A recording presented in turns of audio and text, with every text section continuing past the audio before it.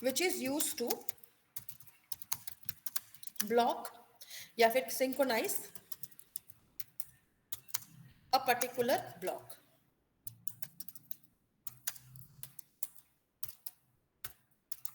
So if a thread enters a synchronized block,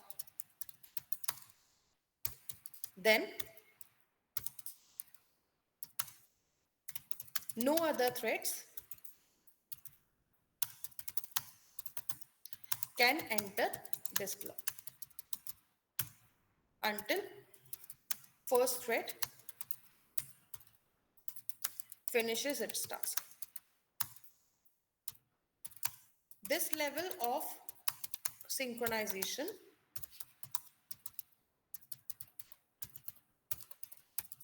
is also known as object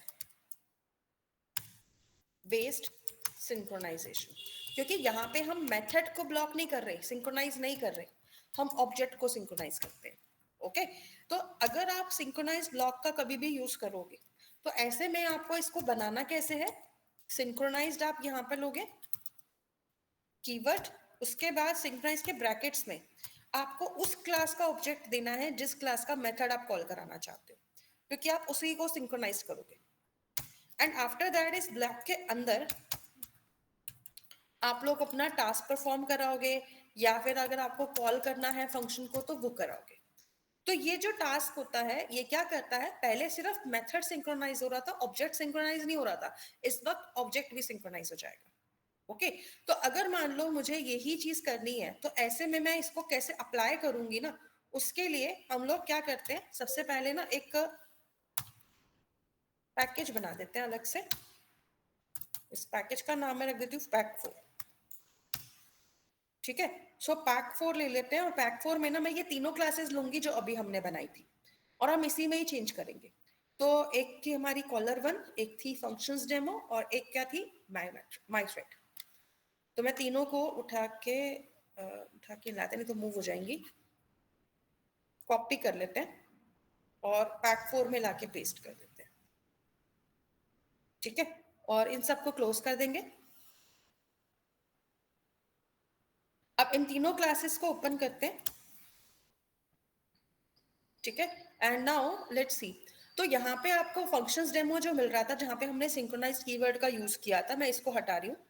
ठीक है, same programme है, कोई change नहीं है, सिर्फ मैं सिंक्रोनाइज मेथड की जगह पे सिंक्रोनाइज ब्लॉक का यूज करूंगी. और माई थ्रेड क्लास में आ जाओ और जहां से आप रन मेथड को कॉल कर रहे हो ना, यहाँ पे आप सिंक्रोनाइज्ड ब्लॉक लगा दो और उसके अंदर ऑब्जेक्ट कौन सा यूज कर रहे हैं, फंक्शन डेमो का, which is PD right now. और यहाँ पे इसी सिंक्रोनाइज ब्लॉक के अंदर मैं सम फंक्शन को कॉल कर रही हूँ. ठीक है, और अब मैं यहाँ पे एक मैसेज डाल रही हूँ. ठीक है, और यहाँ पे हम क्या लेते हैं, थ्रेड का नेम भी ले लेते हैं. तो जो भी मेरी थ्रेड का नाम है, अच्छा मैंने यहाँ पे गेट ही नहीं किया था.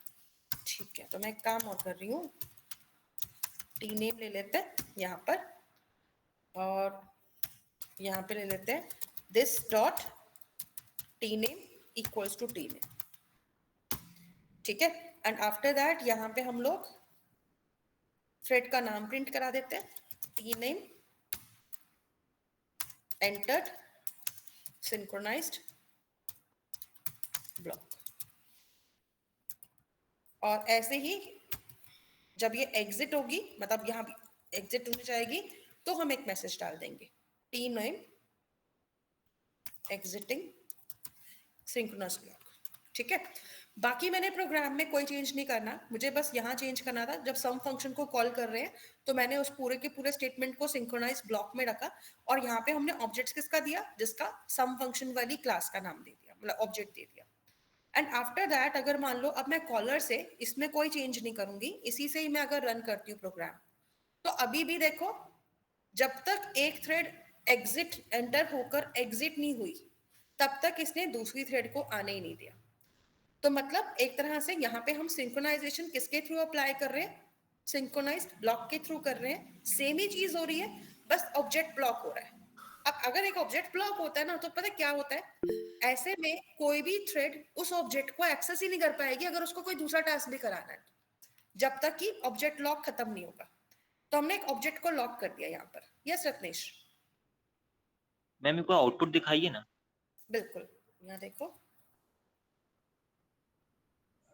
सी मैम सेट 3 पहले क्यों कॉल हो रहा है? सेट 2 तो अपन ने पहले कॉल किया था, तो पहले 2 ऐसा आना कुछ चाहिए नहीं फिर। है। देखो मैंने क्या किया था, जब जैसे ही स्टार्ट मिला उसने क्या किया, तीनों थ्रेड्स को स्टार्ट कर दिया, जैसे एक रेस स्टार्ट हो गई। अब जो थ्रेड सबसे पहले सीपीयू को एक्सेस करेगी, ठीक है, वही थ्रेड आगे यस जाके अपना काम कराएगी। अब वो थ्रेड थ्रू भी हो सकती है, 3 भी हो सकती है, 1 भी हो सकती है, कोई भी हो सकती है। मैम। यस। ठीक है, तो इस तरीके से आ जाएगा। मैम तो हाँ जी बताओ। मैम वो प्रोग्राम में रन कैसे कॉल हो रहा है? जो वॉइड रन मेथड है वो कॉल कैसी हो रही है? देखो बेसिकली जावा में ना, जब हम लोग स्टार्ट मेथड को कॉल करते हैं, मतलब स्टार्ट फंक्शन को कॉल करते हैं यहाँ से, तो स्टार्ट फंक्शन क्या करता है, ये ऑटोमेटिकली रन मेथड को कॉल करता है जो आपकी थ्रेड वाली क्लास में होता है। ओके, तो अगर मैं स्टार्ट फंक्शन की आपको हिस्ट्री ज्योग्राफी दिखाऊं, तो देखो स्टार्ट फंक्शन भी में भी ऑलरेडी एक सिंक्रोनाइजेशन यूज हो रही है। और यहाँ पे ये क्या करता है, ये स्टार्ट 0 को कॉल करता है अपने आप से, ठीक है, अगर कोई एक्सेप्शन नहीं आती तो। एंड अगर इसके अंदर भी फर्दर जाते हैं तो देखो स्टार्ट 0 क्या कर रहा है, इसको कॉल कर रहा है, रन मेथड। रन मेथड को।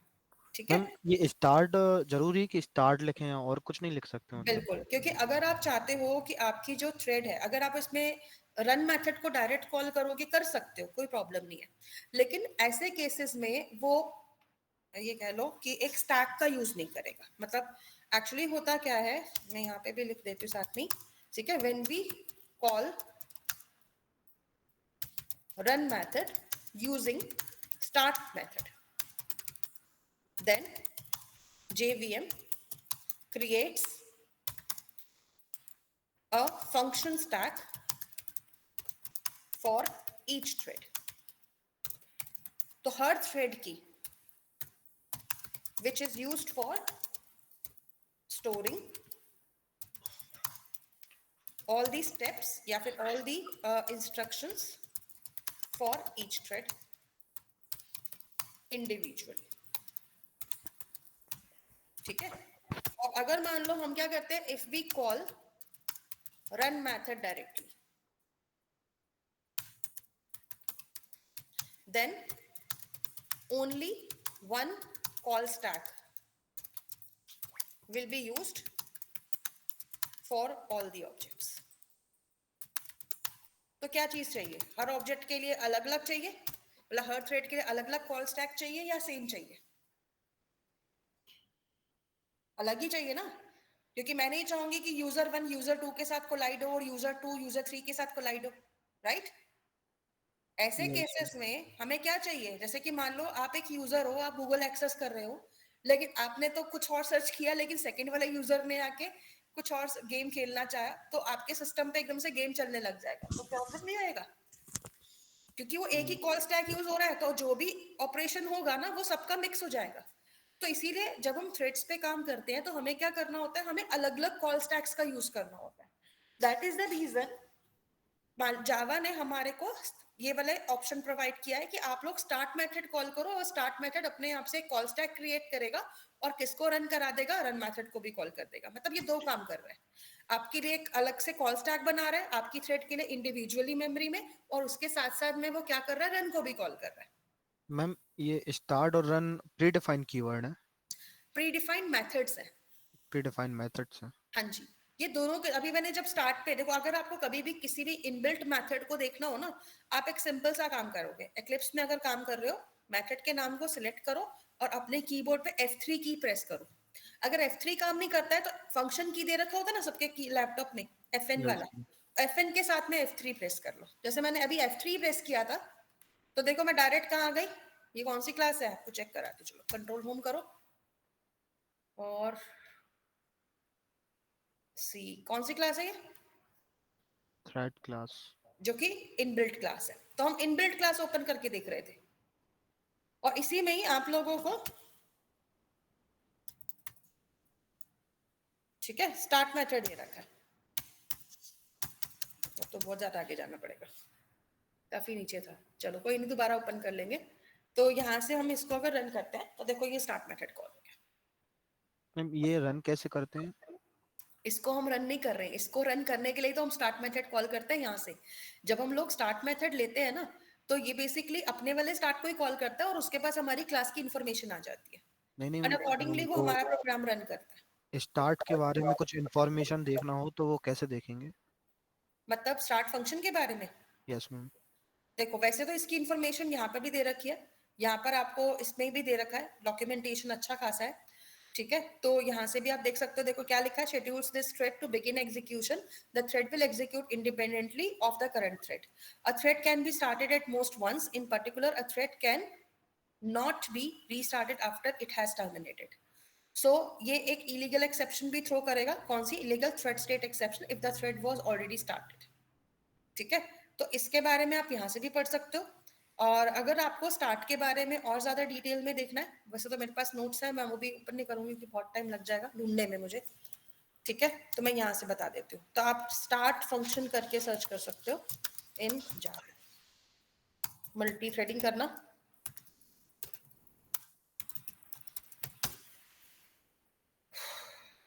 तो यहाँ से जेमिनी भी बता ही देता है आजकल तो अच्छा खासा, यहाँ से भी देख सकते हो, ठीक है। तो यहाँ से भी मिल जाएगा, start method of the thread class helps us to start the thread's execution, the result of this method is two threads that are running concurrently, the current thread returns from the call to begin the start method and other executes the thread. तो इस तरीके से भी आपको यहाँ पे काफी दे रखा है, ठीक है। इसे गिग्स फॉर गिग्स पे भी देख सकते हो कि स्टार्ट मेथड क्या करता है, तो यहाँ से भी आप पढ़ सकते हो, सब जगह दे रखा है इसका, ओके। चलिए, तो स्टार्ट का थोड़ा बहुत आपको क्लियर हुआ, any doubts? Yes ma'am. Yes ma'am. ठीक है। अरे टाइम नहीं देखा मैंने, 9:06 हो गए, आधे बच्चे तो सो गए होंगे क्लास में।